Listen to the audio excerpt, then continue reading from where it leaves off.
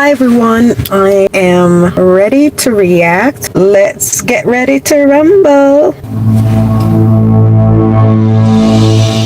Okay, there's a crashed car. Birds are chirping. All of the episode starts with birds chirping. Do you notice that? Oh, there's Morgan. He's sleeping. Morgan is... what is he having? Tea? Hot chocolate? Uh-oh, someone interrupted. Some guy pulled up and said hi to Morgan, but he has a gun on him, so it's not a friendly hi. It's not the hi that you guys give me. I'm glad you you pulled up with a friendly wave and a smile and goodwill, and not like this guy is doing to Morgan. Morgan doesn't seem perturbed. Oh, he has a W on his head. Oh, I know who this guy is. First settlers here, they put bounties on wolves' heads. Brought the natives into it. Made them hunt them. Didn't take them too long to kill them all. They're back now. So he thinks he's a wolf. Everything gets a return. You shitting me? No, I shit you not. I like this. Just talking. I don't get to meet new people very often. Maybe once every 2 weeks. That's a lot. Well, I work at it. We do. Sometimes we find camps, we run through them. We have traps too. It's different. It's not like meeting like this. So he's hunting people and acting as if it's just normal. Oh, I just look for people and find them and get to know them. No, he looks for them and he kills them. He hunts them because he thinks he's a wolf. Insane in a membrane. I want everything you have. He wants everything Morgan has. Just to get me through a day or two, just to keep me alive. I'm taking you too. And you're not exactly going to be alive. He wants the drink that Morgan is drinking, and Morgan says, can I keep some? He said, no, I want all of it. And Morgan says, well, can I just get a little bit so to keep me alive for a day or two? And the guy said, well, I want you too, and you're not going to be alive. Oh, how lovely. What a lovely talk. Some of the tribes, they thought he's yammering about the first people being wolves, and that's what the first tribes thought. Can we get back to Alexandria? I'm just not into this guy's insane philosophy, and Morgan just trying to reason with him. he's still. Cam, are you still here? I'm looking for Deanna, Rashida, Noor. Oh, someone else came. He had backup and his backup can't fight. Morgan got them down with a stick.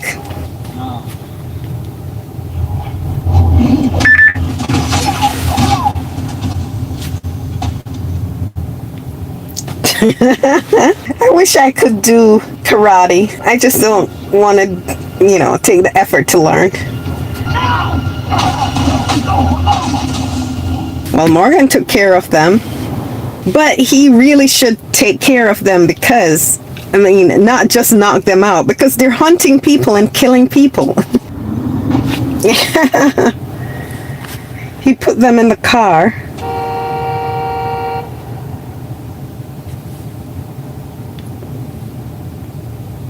Yay, Rashida!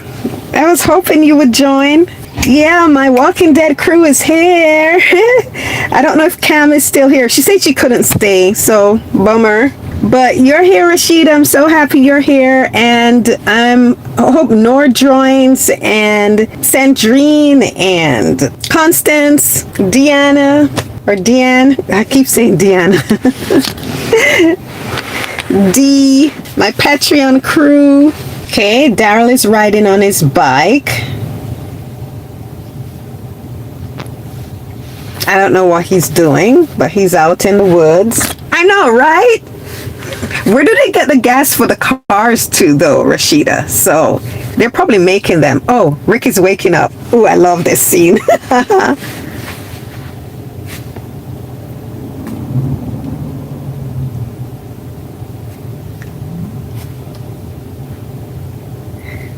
Have to watch the footage.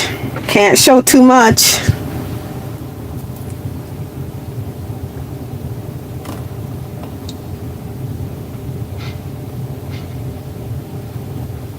He's laughing to himself. What's so funny? You were here the whole time? All night. What's so funny? What's so funny, Rick? Listen to what Rick says, guys. It's like the train car. After the whole thing. I'm still there. Deanna wanted you in here. Calm things down. Rosita patched you up. Do you guys want to discuss that? He said it's like the train car, that he's still there. He feels like he's still there. He's still trapped. He feels that he's in danger, that they're all in danger. He feels surrounded. He doesn't feel safe in Alexandria. He's extremely paranoid, and he thinks it's imminent that any time now something is going to happen to put them all in. He thinks they're in danger, but he thinks the hammer is going to drop soon. So that's part of his PTSD, the paranoia, and it's understandable for everything they've been through and what they've just come out of. So remember, he didn't want to be in Alexandria. Rashida said technically they are in danger and Alexandria of the ignorance of this community. Yes.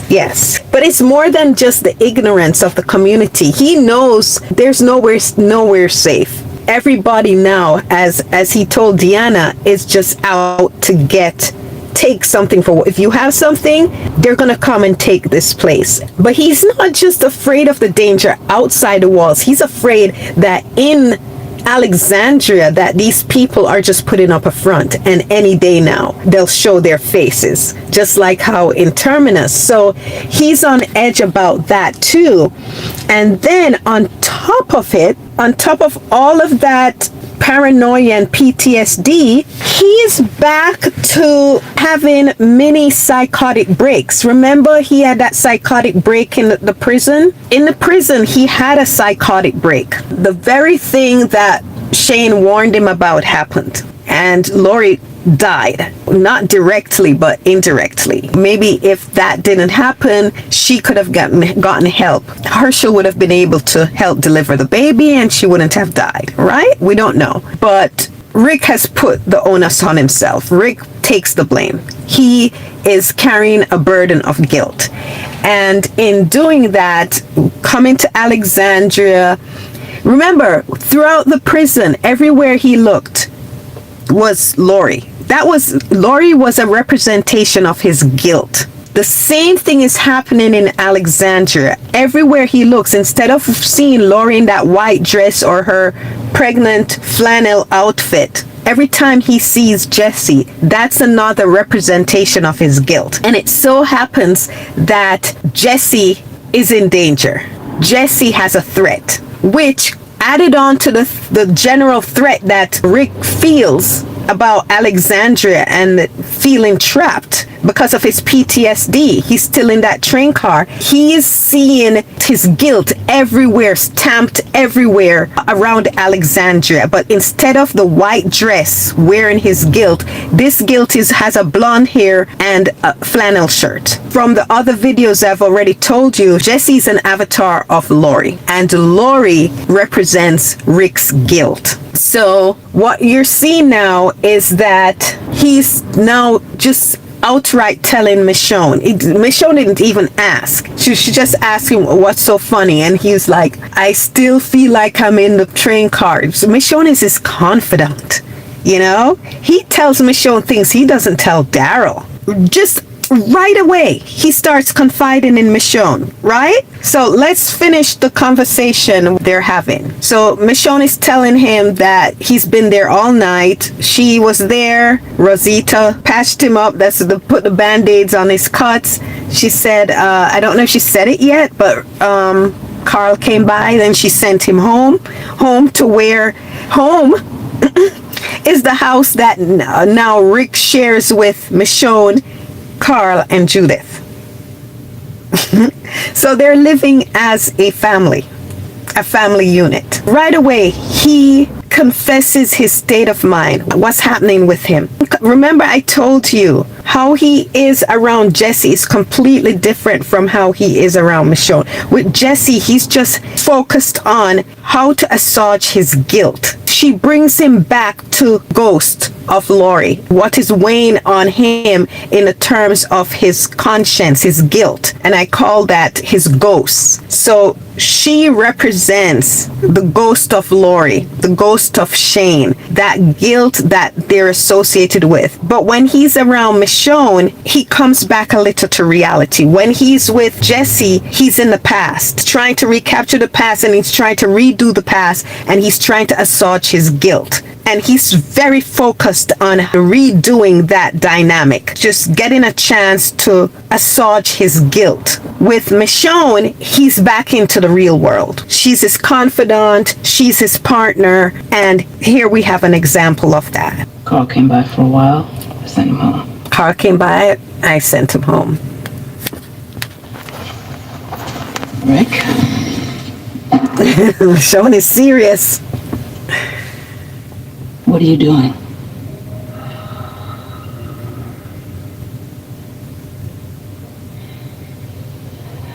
We put Pete in another house. You could have told me what was happening. Oh, it moved fast. And then Noah. I couldn't tell you about the gun. No, you couldn't. Oh, you wanted this place. We had to stop being out there.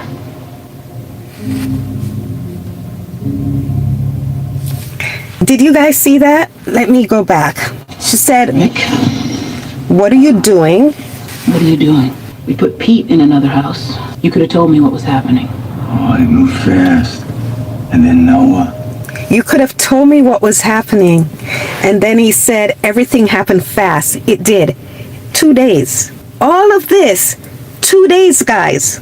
2 days. They they slept, and then the party was the next night. And they said, no, this is 3 days. 3 days.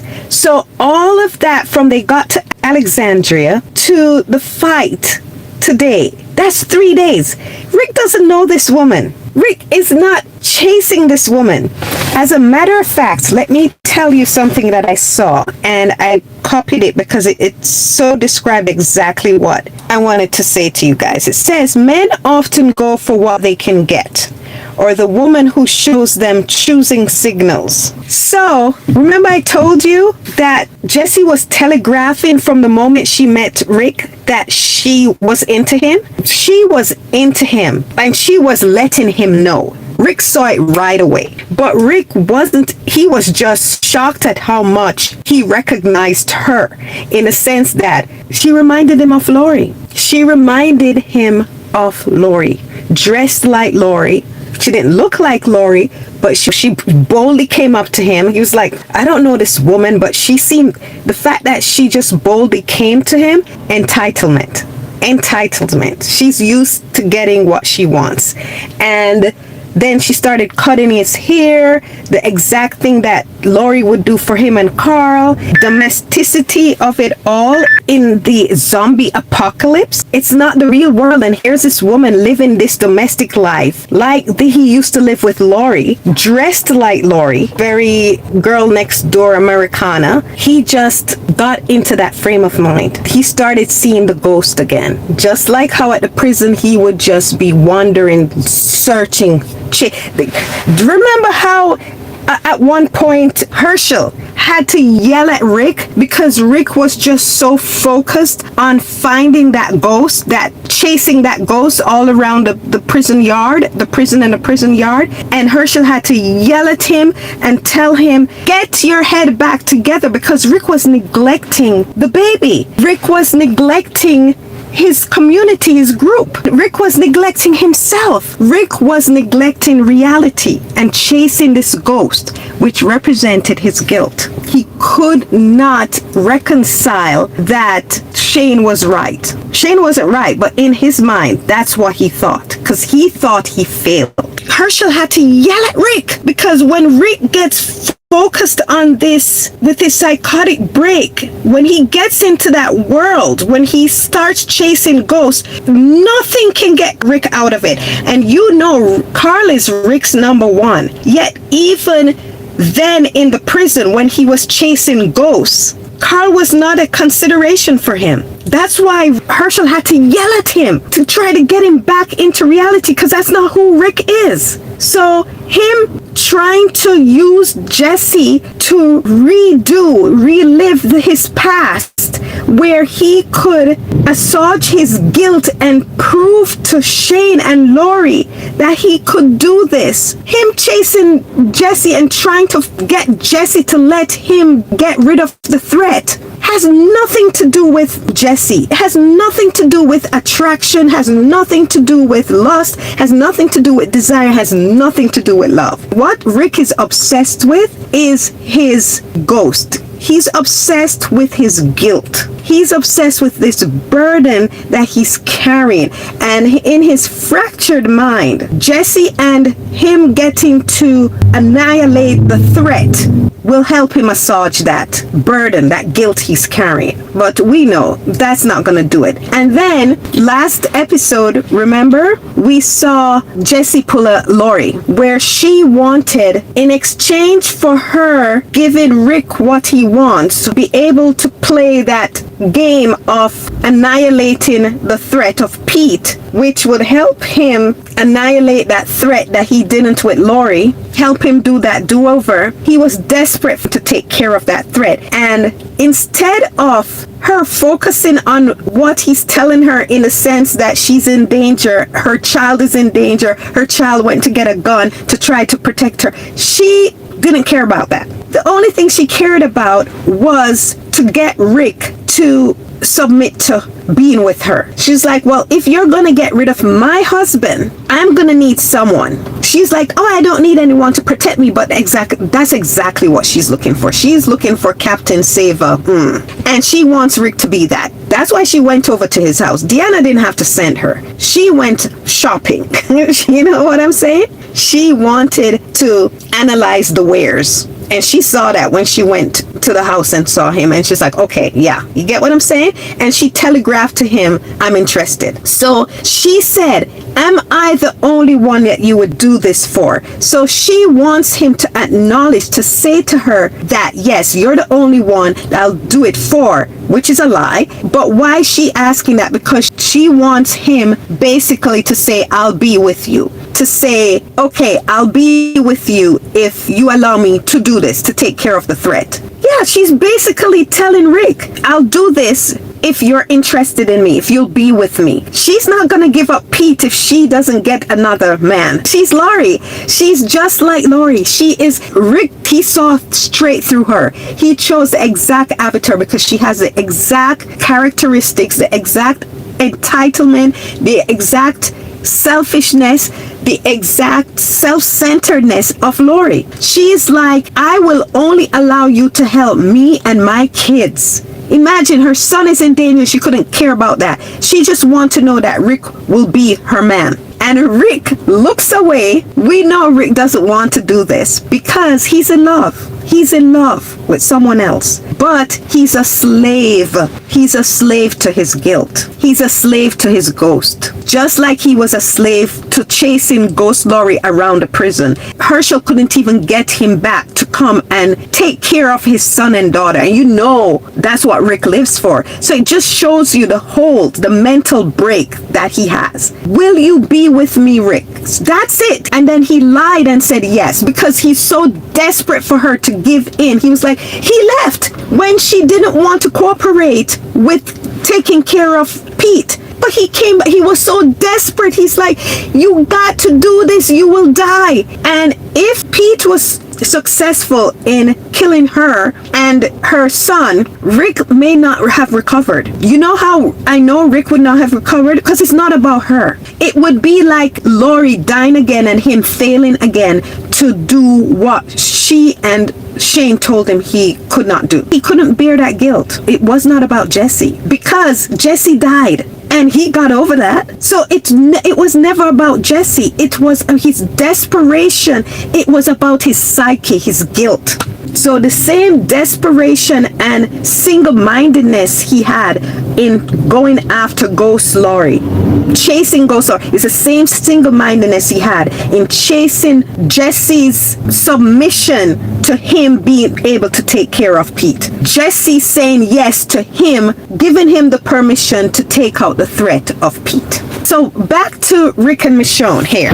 She said, what are you doing? Why didn't you tell me what's going on? And he said, everything happened so fast. It was just 3 days. 3 days, guys. So this is not any love story or whatever. It's about Rick's psyche, his mental break, his PTSD. He said everything moved so fast, and then Noah died. So the second day they were there, Noah died. And we all saw Michonne got even more. She was already walking around in a fog. She got more antsy. And Rick noticed that, because he's saying, and then whatever happened with Noah, it made me not want to tell you what's going on. He didn't want to burden her. So again, it shows you, even with what's going on with Rick and his psyche, he still has Michonne in his periphery. He's still taking note of what's going on with Michonne because he's in love with her. It's the only reason he's there in Alexandria. We're going to hear him talk about that. Look at this.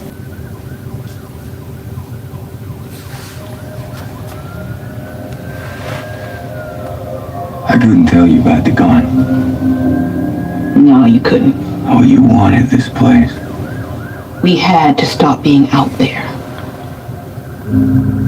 See? He said, I couldn't tell you about the gun. And she said, no, you couldn't. Because that's an indictment. That's a judgment. And he came back at her and said, well, you wanted this place. So he's basically blaming her for what he's doing. I took the gun. I had the gun to try to protect us or to plot to take this place over because you wanted this place. You knew I didn't want to be in this place, Michonne, but you wanted this place. And he's saying, basically, I'm here because of you, but I have to do what I have to do to stay here. Do you see what I'm saying? Remember I told you what this story was really about. It's a love story, but it's not between who people think it is. It's between Rick and Michonne. He is there because he's fighting so many demons and ghosts. He's fighting his PTSD. He's fighting his paranoia. He's chasing ghosts, his guilt. He's in a place he doesn't want to be. He told her, I feel like I'm still in the container in Terminus. I feel trapped. You didn't tell me about the gun. She's like, no, you couldn't, could you? Because why do you have a gun in here, Rick? Why are you not trying to accept this place? And he said,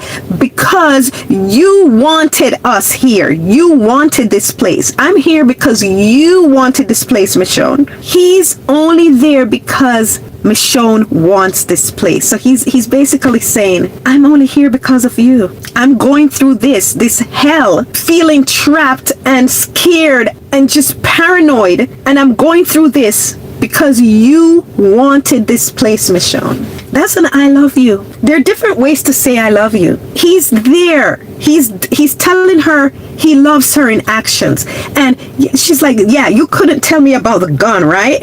And he's saying, well, you wanted this place. I have the gun because you know I don't want to be here. You know it's it's tearing me apart to be here, but I'm here. So this is the only way I could be here, to have this gun to protect us. But I'm here, aren't I? You wanted this place, Michonne. He's accusing her, and he's telling her, I'm doing this. The reason why this is happening is because of you, Michonne. And I'm doing this because of you. I'm here because of you. I love you. I don't want to be here, but I'm here. I'm doing all this. I'm losing my freaking mind because you want this place. So guess what? I'm going to make sure that we keep this place one way or another. I'm going to eliminate the threats. I'm going to try to make myself feel at least a little bit safe, that I can protect you and Carl and the baby. This episode, Rick tells Michonne he loves her more than once.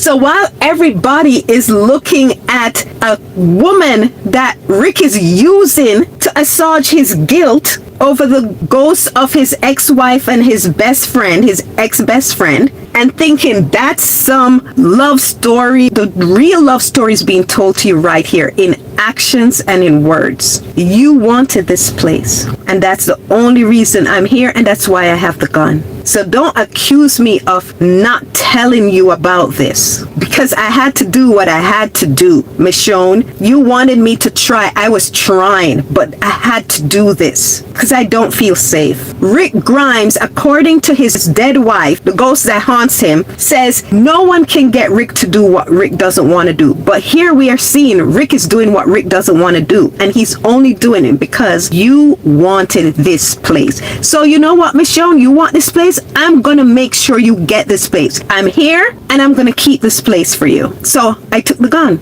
Let's continue. That was a powerful I love you. You wanted this place. You could have told me what was happening. Oh, they moved fast. And then Noah. I couldn't tell you about the gun. No, you couldn't. Oh, you wanted this place. We had to stop being out there. Well, we're here. Well, you just said you weren't.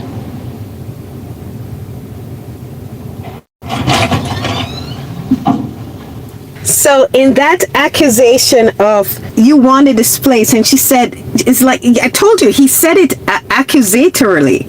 Accusatorily? Is that a word? He accused her.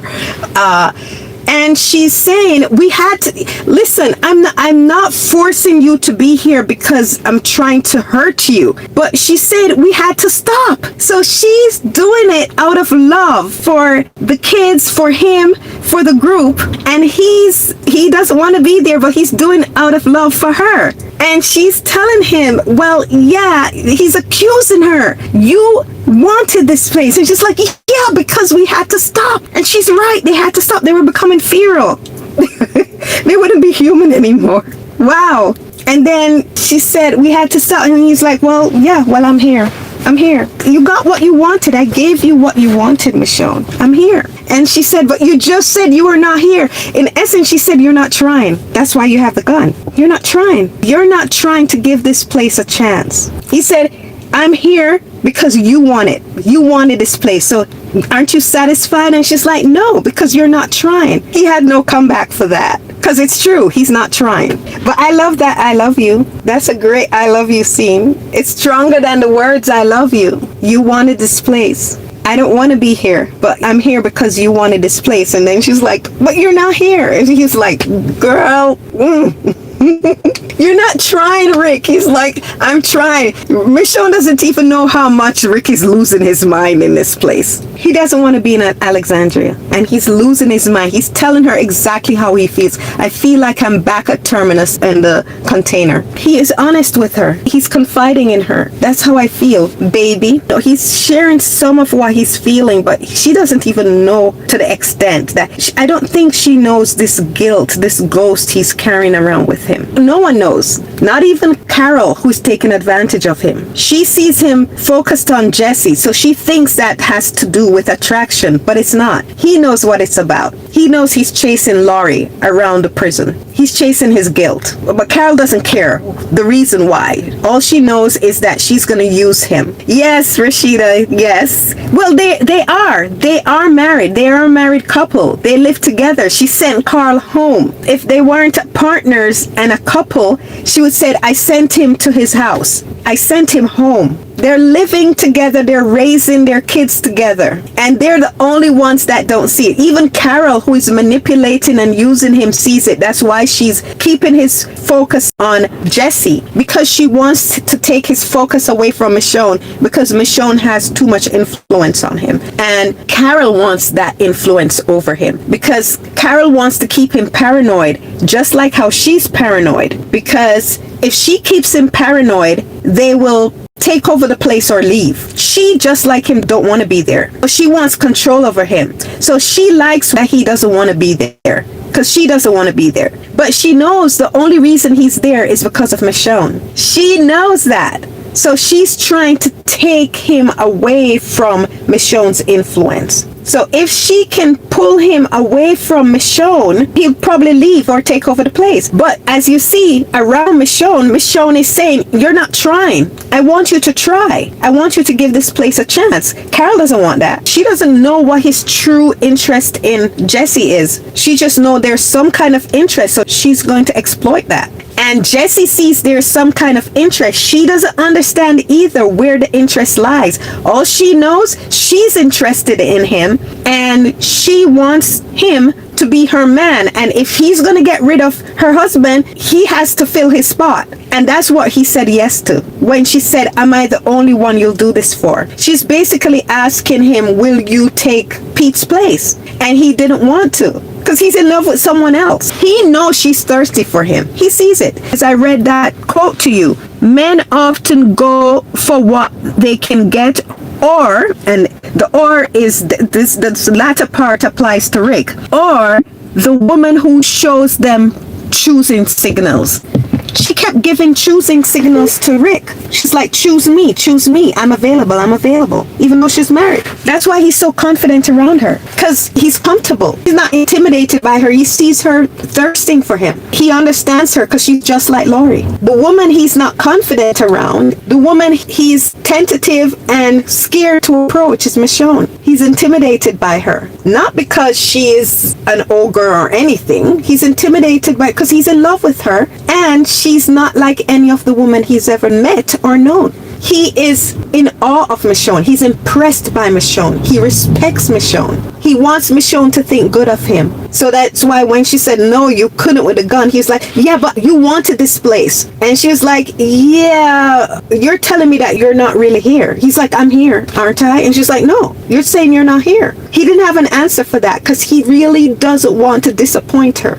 He wants her to think well of him because he thinks so highly of her. Jessie, she's easy for him. And he said yes to her, I'll be with you, just to get her to do what he wants, which is for him to take care of Pete, to take care of the threat. Because he's not just seeing Pete as a threat to her. He's paranoid and threatened by things he doesn't even see in Alexandria. He's just threatened. He's paranoid. He feels like he's in the container at Terminus. He feels like his life and the life of his loved ones are in danger. Pete represents taking care of that threat, which assuages his guilt over not being able to take care of the threat that killed Laurie. And it also helps him. It feels like he's taking care of an unseen threat that he's feeling. Jessie doesn't know any of that. She just like Carol, interprets his interest, his focus on her and the situation with Pete. They think that's romantic interest. He's not interested. And I'm going to show you, even when certain things happen, you're going to like, well, that looks like interest. No, I'm going to show you real interest. As a matter of fact, Rick is going to sort of half-heartedly. Yes, Rashida, Jesse's just like in the comics, desperate and needy for a man. Perfectly said, Rashida. Yes. She, just like Laurie, wants a backup. That's what Shane was for her, a backup. I'm gonna show you that Rick really wasn't interested in Jesse, but for her to say yes and give in to him taking Pete out, he had to agree to be her man. That's what am I the only one you would do this for was? And he looked away and yes. You saw that lie. He lied and he knew he was lying, but he was desperate for her to let him take care of Pete. So agreeing to be her man, you're gonna see Rick half-heartedly attempt to take care of her and her sons because he took away their father. So he's gonna try to, here's this woman now, he got to do what he wanted to do, but he has that residual that he has to take care of. He thought he would just vanquish, get rid of Pete, and he'd get relief of his guilt, relief of this paranoia, but no, it's still there, but he no longer needs Jesse to give him permission. He doesn't really need Jesse. He was using her, but he's stuck. He's stuck now, and he's gonna half-heartedly honor his word to her. There she is, without protection, without a husband, her kids don't have a father. What is he gonna do? Reject her? When he outright told her, yeah, I'll be with you, just let me kill Pete. And now Pete is dead. He can't just go, who are you? Hi, bye, leave me alone. He can't do that. So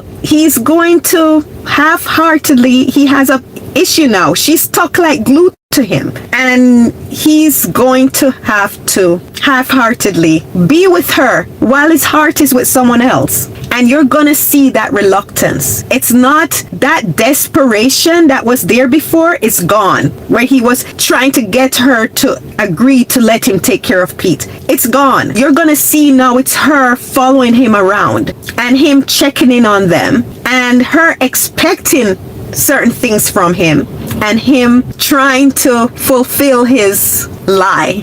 But I'm jumping ahead of myself. Let's continue. So Rick doesn't have a comeback for Michonne when she said, you're not here. You just said you're not here. He didn't have an answer for that because, yeah, he's not trying. So now Glenn and the others are going to interrupt and come in. Where'd you get the gun? You took it, right? In the armory? Michonne asked him where he got the gun, and Carol jumped in and lied for him. You see what I'm telling you? She thinks she and he now are working together against Michonne. Michonne has no influence over him. She thinks Rick is her partner now, her partner in crime. And yeah, Michonne, go sit down over there. You have no influence anymore. His head is turned somewhere else. She thinks his head is turned because of Jesse. He's into Jesse. He's not into you anymore, Michonne. So you have no influence. So yeah, she thinks she can lie to Michonne and Rick will honor that lie because Michonne is no longer important to him. She has no influence over him, and it's her and Rick, and she's gonna get Rick to do what she wants. And suck it, Michonne, you have no influence on him because he's interested in someone else. Stupid. Why did you do it? Look at how he's looking at her. Just in case. Deanna's planning to have a meeting tonight. For anyone who wants to kick Rick out. So he says he took the gun just in case, which is true. He took it in case something happens. They're having a meeting to discuss whether they should kick Rick out of the community. Rashida says, you see how sneaky Carol is. Carol had a ready-made answer for Rick. Of course, she's a manipulator. She thinks it's her and Rick against Michonne. She thinks she has wrestled influence over Rick from Michonne. And she is his true partner in crime right now. See? None of them understand Rick. The only one in that room that knows and understands Rick is Michonne. Try. We don't know that. Maggie's with Deanna right now. She's gonna find out what it is. At the meeting, you say you were worried about someone being abused and no one was doing anything about it. You say you took a gun just to be sure that Jesse was safe from a man who wound up attacking you. You say you'll do whatever you want them to. Just tell them a story that they want to hear. That's what I've been doing since I got here. Why? Because these people are children, and children like stories. What happens after all the nice words? And they still try to kick him out. They're guarding the armory now. We still have knives. That's all we'll need against them. Tonight, at the meeting, if it looks like it's going bad, I whistle. Carol grabs Deanna. I take Spencer. You grab Reg. Glenn and Abraham cover us. Watch the crowd. We can talk to them. Yeah, we will. If we can't get through, we take the three of them and say we'll slit their throats. Like at Terminus. No, we just tell them. They give us the armory, and it's over. Did you want this? No. I hit my limit. I screwed up. And here we are. Now, if you'll excuse me, I'm just gonna sleep some more.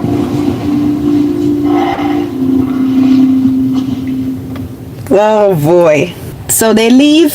He said he wants to sleep. He's feeling pretty bad. You know why he's feeling pretty bad? Not because they're thinking of kicking him out. He sees the disappointment on Michonne's face. Look at Rick's face.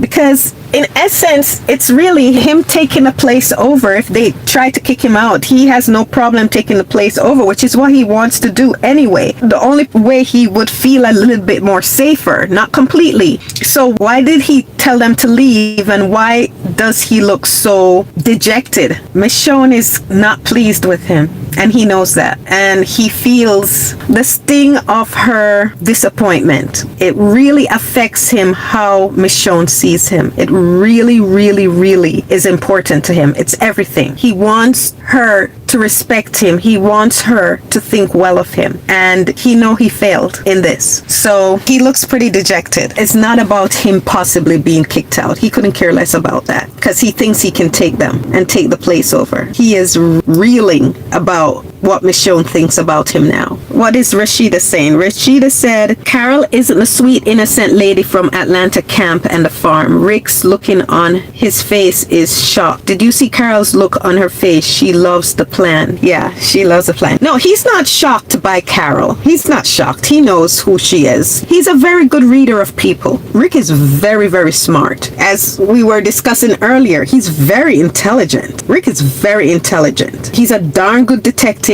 and he's a darn good detective because he reads people so well. Yeah, he wasn't shocked by what Carol said at all, but he's not liking how he feels because he's not liking what Michonne may think of him. He's not feeling good at all because he's very worried about what Michonne thinks of him now.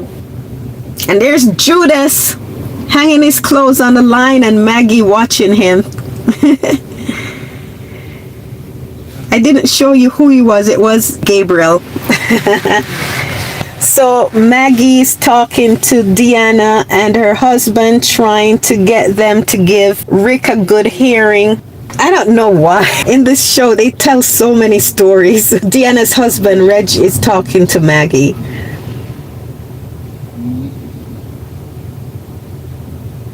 He understands, he agrees with Maggie and don't think Rick should be sent away. Reg is a cool, level-headed guy. Sasha. They're all going through this PTSD, guys. They're just messed up, all of them. And they're handling it in their own ways. Even Carol, that's why she doesn't want to be there. So she's trying to manipulate Rick to leave or take the place over. So that's why she loved the plan, Rashida. Do you see the scene with Sasha taking the bodies and dumping them in the hole, and then she lays on the bodies because she falls in. See, she falls in. She lays on top of them, I guess, to feel like one of them. I guess to say she feels like The Walking Dead. But this scene is taken from the comics. This scene of her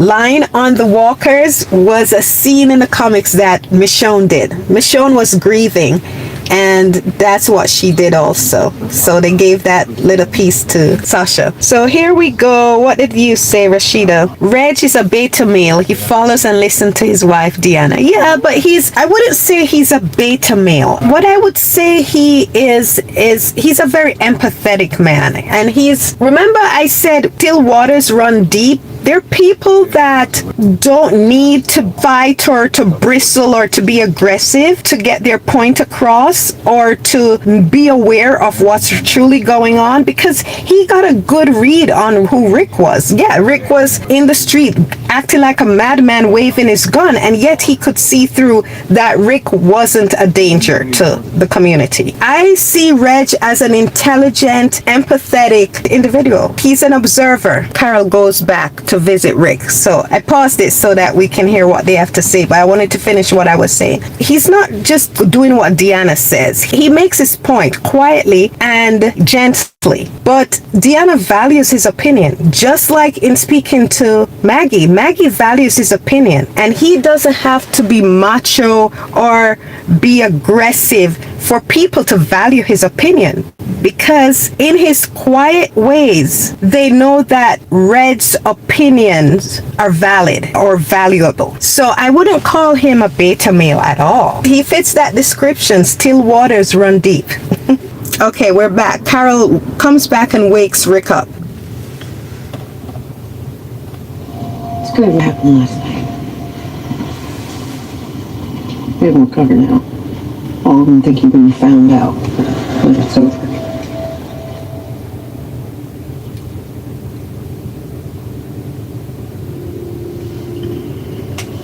Why didn't you want to tell him we had more guns? Michonne stopped you. She knocked you out. I deserved it. Well, it was stupid. She's with us. Glenn is.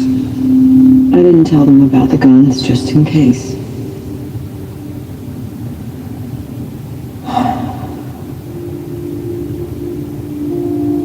I don't want to lie anymore. You said you don't want to take this place. And you don't want to lie? Oh, sunshine. You don't get both.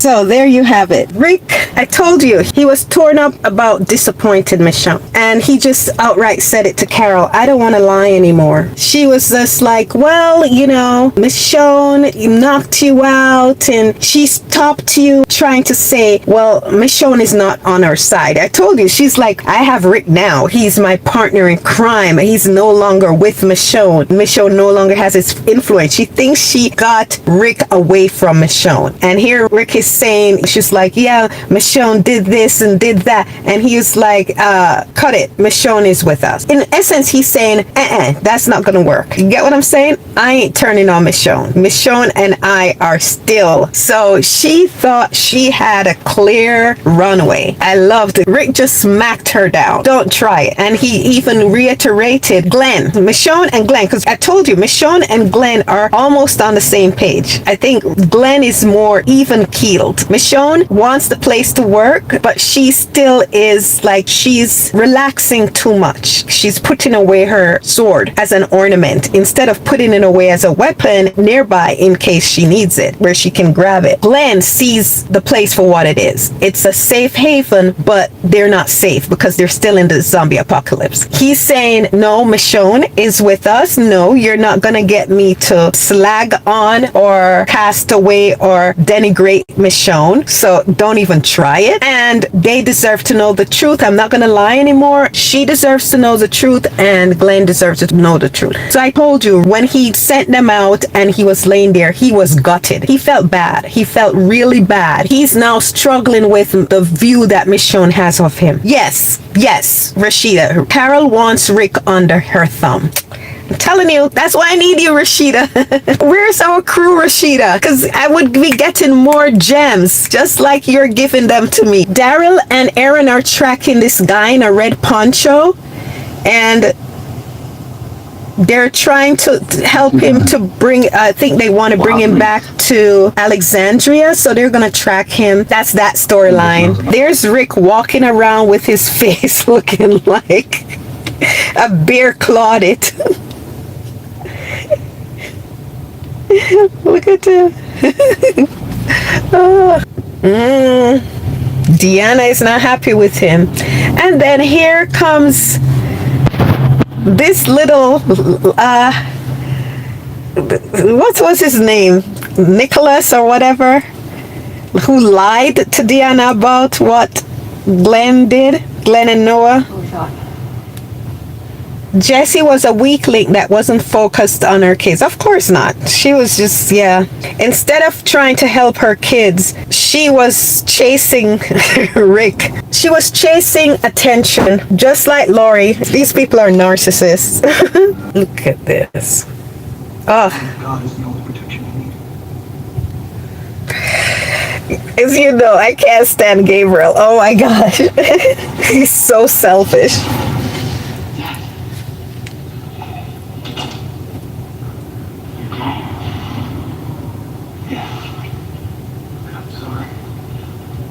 About the meeting. You're staying home. Isn't that right? Home. Ooh.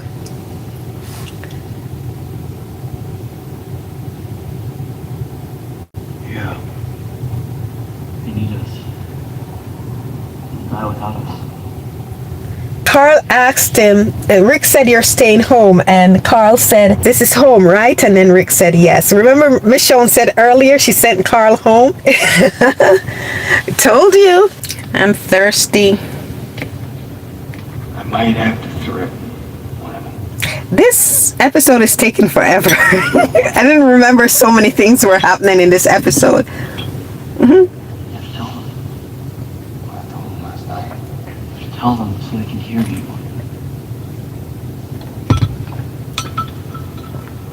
I don't know if they can. It'll make you afraid. Rashida, just like Lori chasing Shane, Jesse's chasing Rick. Father Gabriel was a coward with his own PTSD over his church community. Yep. He was walking around just like Rick was walking around with his guilt. Same thing, Gabriel was walking around with his burden, his guilt, his ghosts. And they're all handling it in different ways. Rick thinks his redemption comes in being able to save his ghost avatar from a threat. And Gabriel thinks, I don't know what Gabriel is trying to do, because he's trying to get redemption by not him repenting or doing something right. He's trying to push his sins on other people. I don't know what he's doing. They're all dealing with PTSD. And remember, as I said, this is day 3. Our group don't know these people. One of them made Rick agreed to be her man after he gets rid of her husband. They're a mess. Rick is a mess. They're all a mess. Just like he was a mess at the prison. And poor Herschel had to try to gather him. But even in Herschel screaming and yelling at him, Rick didn't listen. When Rick becomes obsessed with his ghosts, his guilt, his burden, just like Gabriel is obsessed with his guilt and burden,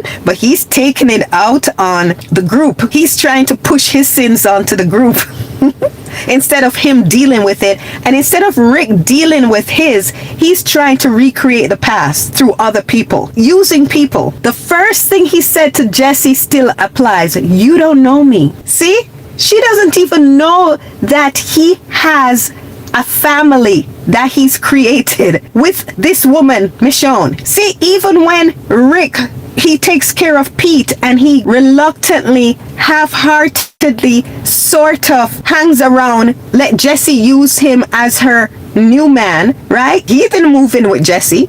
He didn't move Jesse in with him. He had no intention of continuing, but he didn't know what to do because that was one of the vestiges of getting rid of her husband. Now this woman is clinging to him. So he's not going to move her in. He's living with Michonne. And he's not leaving Michonne. So even when he went into her place when the horde came, who was he getting ready with? Michonne. So how would this work? She doesn't know him. She doesn't know what's going on with him. Michonne Michonne does, because that's who he confides in. 3 days, I think it's 3 days, Rashida. Because remember, Rashida, they came in and they slept that night. That night that Michonne came out brushing her teeth, they were all in the living room. That's night 1. So the next day, remember, there was that day, the party was the second night. And then the next day is when he got into the fight with Pete. So it's 3 days. 3 days, I think. Rashida says, I wish the showrunners would give us time. Weeks this takes place. 2 weeks is crazy. Yeah, it's 2 weeks. Remember, I was doing the timeline video. I was doing it for this purpose. And I think I stopped in I'm supposed to do season 3. I think I wrote out season 3. I just didn't record it. So what I'm going to do is read what I recorded, because I don't have the time to edit the videos as I did before. And then YouTube is saying that they won't partner with me because my thing is not original. So I'm not doing all of that anymore, because they're claiming it's not original. So I'll just read stuff like how I did with the letter. So I'm not going to put a lot of pictures and everything in. So I'm just going to read and post it. It's just 3 days. And first thing he said, you don't know me. It stands true. He read her easily. She's pretty easy, but she doesn't know Rick Grimes. Diane, hey Diane. Diane, I was calling you Diana earlier. Please forgive me. I don't know where Diana came from, but Diane is here. Diane is here.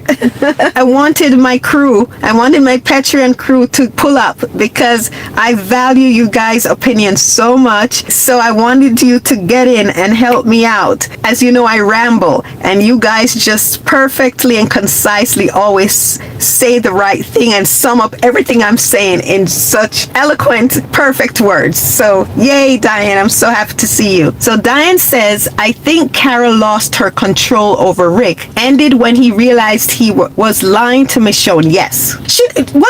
She never had control over Rick. She was trying to manipulate him. As I said, she doesn't know the reason why Rick is interested in Jesse. She doesn't know. She only says, I see you talking to her. So she just knows that he was a little focused on Jesse. She doesn't know why. She thinks she knows why. So that's why I say she can't fully manipulate Rick, because she doesn't know Rick. She thinks she does, but she doesn't know Rick. She used the threat angle because she know that Rick felt unsafe in Alexandria, because that's what she's feeling. But she thought that she had wrestled Rick away from Michonne in pushing him towards Jesse and in him siding with her to take over Alexandria and steal the guns and possibly take over Alexandria. So she thought he was no longer on side with Michonne, because Michonne wanted this place. And as she said, even though you were wrong, you were right, in terms of Michonne being right and him being wrong about Alexandria being a place to go in. So she thinks finally he's gonna be completely on her side. So she thinks, but she never had control over Rick. She was just trying to manipulate the situation. But she thinks she finally got influence away from Michonne, because she got his focus away from Michonne. But she doesn't know Rick. When he ran them out of the room, it's because of how he was feeling terrible about how Michonne sees him now, he thinks. And then when she came back and she tried to, you see, you and I partners in crime. Look at Michonne. He shut her down. He's like, Michonne is with us. In essence, shut up. Don't even try that. See what I'm saying? Even if it was a lie of omission. Yeah. Rashida says, that's even crazier. 3 days. Alexandra really hits hard for the group. Yeah, it hits hard because they're all suffering. That's why Michonne said they had to stop. They're all suffering from PTSD, and Alexandria doesn't feel real, because every place they go and every people they have encountered have tried to end them. So they're on tenterhooks in Alexandria. They feel like it's gonna give any minute. And when I say give any minute, either they're gonna be overtaken, or people are gonna come and take it from them, or the people in there are gonna reveal their true selves and attack them. They're unsettled. It feels unreal to them. Rick described it perfectly to Michonne. He feels like he's in the train car at terminus. That's what he feels. And when they were in the train car at Terminus, they were rounded up to be killed. So that's how Rick is feeling. They're not in a good place. When I say they're not in a good place, they're not in a good place mentally. The only ones that are sort of handling it a little better are Glenn is number one. He's handling it the best. Maggie and Michonne. She sees the potential of the place, but she's also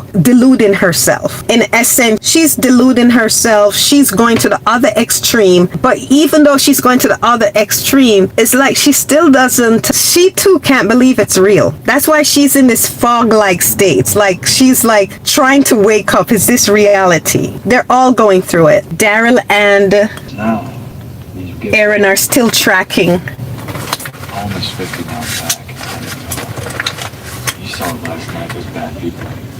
Watching Alexandria scared me with their normalizing this new having dinner parties. Yeah, that's why Sasha couldn't believe it. She's like, these people are talking about like a zombie apocalypse hadn't occurred or isn't happening outside the gates. There's like, what the heck is going on? She's grieving terribly and these people are acting as if everything is normal. She erupted. It's like crazy town. And interestingly, remember what Andrew Lincoln said? He said he hated this storyline. He hated Alexandria. We know that he didn't like the Jesse storyline because throughout it all, he kept telling every interviewer he wants Michonne, he wants Michonne. Because people are like, oh, you and Jesse. And he's like, yeah, I want my character to be with Michonne. He was like, whatever. But aside from that, when Denai and Andy did the recap of The Walking Dead for The Ones Who Live, the preview for Ones Who Live, and they were in Alexandria, Andrew Lincoln said, I hated Alexandria. He's like, it just didn't feel like The Walking Dead to him. It was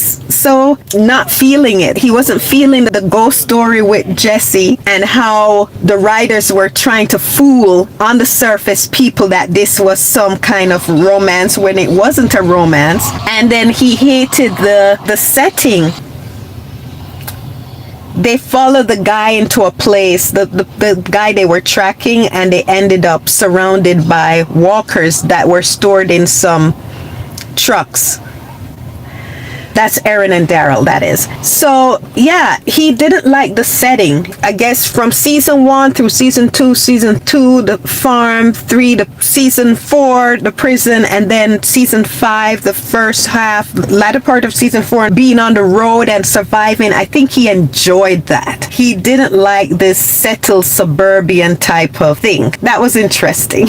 Alexandria doesn't fit the zombie apocalypse setting. It doesn't. But I love it because I want them to be safe. I guess it doesn't fit the horror setting, even though they have the walkers invade Alexandria and all of that stuff, and then the Savior War. I think the storylines that came after the Jesse family storyline and then the Negan storyline, I don't think those were Andrew Lincoln's favorite storylines on his time in The Walking Dead at all. Rashida says, Sasha outbursts in the dinner party. It was just like Michonne's outburst in the comics. The Jesse romance with Rick was a dead giveaway of trying to put them together. In the comics, it was obvious. No, in essence, they wrote the story for one thing only. Let me pause it here. They wrote the story for one thing only, and that was to get, was it a season, mid-season premiere? What happened with Jesse and the boys, and then what happened with Rick? That was what they did the story for. They wanted that shock value. They thought if the audience thought that Rick cared about her, it would have more impact. What I'm trying to explain to you about the arc is that Rick was not interested in Lori in a romantic sense. So it wasn't a romance. So I disagree with you on framing of that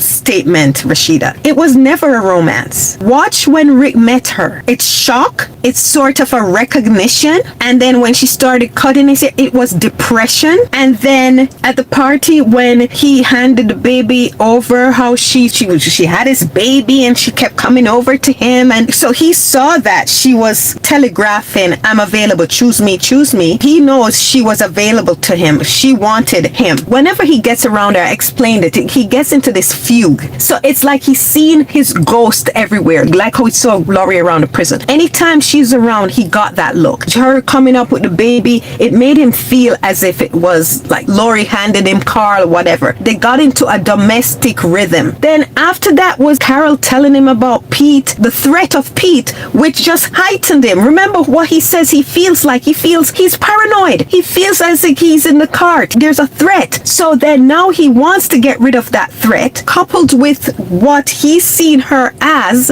and the burden of guilt he has, like Gabriel has that burden of guilt. It makes him want to do this right this time. So then he got desperate to get Jesse give in to him to take care of Pete. That's what he wanted from Jesse, for Jesse to let him take care of Pete. And she puts a condition on it. She said, no, he came. He's like, please, we have to take care of this because he's kill you. Why is it so important that if he kills her, she's gonna die? And it didn't matter in the end. He didn't lose his mind or anything over her death. He never mentioned her again. This was not a romance. If it was somebody he cared about, had feelings for, she would come up again at some point. She never came up again. It was never about her. He was never in love with her or wanting to be with her. He wanted to use her to assuage his guilt. So it was not a romance. And the writers wrote Jesse's storyline because even the actress, I'll tell you this, even the actress, she thought, because the fans were saying, oh, she's gonna be the new Andrea. She had blonde hair, and I think that's why they did it too. They wanted to fool the fans. It's called subverting expectations. Writers do this a lot. I don't agree with that type of writing, but they subvert expectations in a cheap way to shock the audience. Instead of writing a good story, they think gimmicks and shocking the audience will keep them engaged. So they made her blonde, so people were like, oh, is this the new Andrea? And then they had Rick focusing on her and her telegraphing her interest. They're like, oh, Rick is into her. I'm gonna show you how Rick looks at Michonne versus how he looks at Jesse. How when she touches him, he doesn't touch her back. When Michonne touches him, he touches her back. Rick was not into her, but then he was so desperate for her to give in to him to take care of Pete. He sort of agreed to be with her. But when Pete got taken care of, his being with her was very half-hearted. It's like, damn, now I have to take care of this woman and her boys. But he wasn't focused on them. He sort of got back to, I'm getting ahead of myself. Yeah, in the comic, Jesse was a completely different story than this storyline. And one of the things I forgot I was saying and then I stopped was that the actress that plays Jesse, she got excited and thought her story was going to continue because of the Jesse fans were like, oh my gosh, she's a new Andrea. The comic book, the Andrea fans wanted her to be the new Andrea because they didn't want Rick with Michonne. And they're like, yeah, she's gonna be the new Andrea. I don't know if she was pregnant yet. For an actor, it's very hard to get a steady role. Very, very difficult. So if you get one, you want to keep it. So she wanted to continue in this role. And she went and she bought a house and she told Scott Gimple. And Scott Gimple panicked. Scott Gimple was like, no, I'm sorry. So he ended up telling her ahead of time that Jesse was going to die because she was getting ready to settle down and stay there, thinking that she was going to be on The Walking Dead long term. She bought into the story that she was a new Andrea. She was actually Ghost Laurie, and they used the Jesse name and character, but they subverted expectation, trying to fool the audience so that the shock when she did get Jesse's end would still shock the audience. And that's why they had her have the blonde hair. What are you doing? You need to check on Tara. You treated her, you're a surgeon, you need to do that. Get out. This scene is so dumb. Look at this. I could kill you right now. I could. I will. And then who would believe I did it because I didn't like you? No one.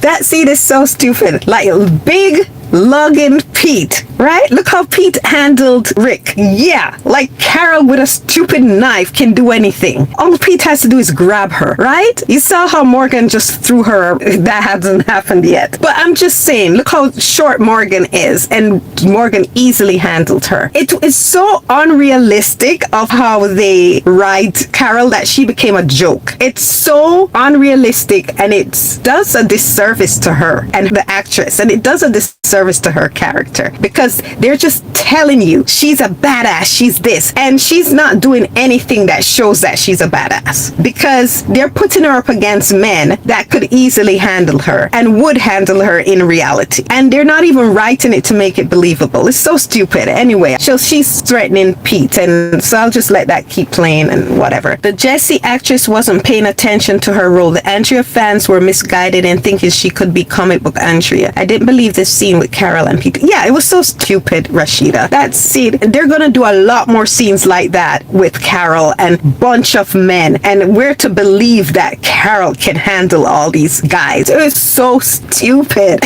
and laughable. You know, nobody buys it. Just her fans, unfortunately, because they want to. It's a disservice to the character, and it's a disservice to the actress, because it looks so stupid and unbelievable. Yeah, she's an actress, and she wants to work, and she wants to continue to be on the show. So she's gonna buy into what the fans were saying, and she wrote a letter to Gimple. This was what I forgot. I think her name is Alexandra, whatever. She wrote a letter to Gimple telling him how she could continue in the show. She wanted to be the Andrea or whatever. I can fight, I can beat up walkers now, and blah blah blah. She can be a badass, and she wanted to be Andrea per se, Andrea-like character, because even she knew that this Rick Jessie thing wasn't, but she thought maybe if they rewrote her not to be Andrea, but you see like how they made Sasha the sniper, they gave qualities of Andrea to Sasha, so I think that's what she wanted. Then she could be with Rick long term. See how some people think, how they see certain people as invisible, because Jessie is treating Michonne. Michonne lives with Rick. Michonne is not the kid's babysitter, and she's treating Michonne as if Michonne is invisible. The actress also was treating Michonne as invisible, because if she thinks that she would end up being paired with Rick, she wasn't paying attention to the show. But some people are entitled like that. You know what I mean? Very entitled. Just like Lori was entitled, she's entitled. So here is Rick living with this gorgeous, sexy woman that he confides in, he's raising his kids with, and he's giving Google eyes to. Yet she thinks she could be another version of Andrea and be paired with Rick long term. I almost said a wrong word, but that's some serious entitlement, and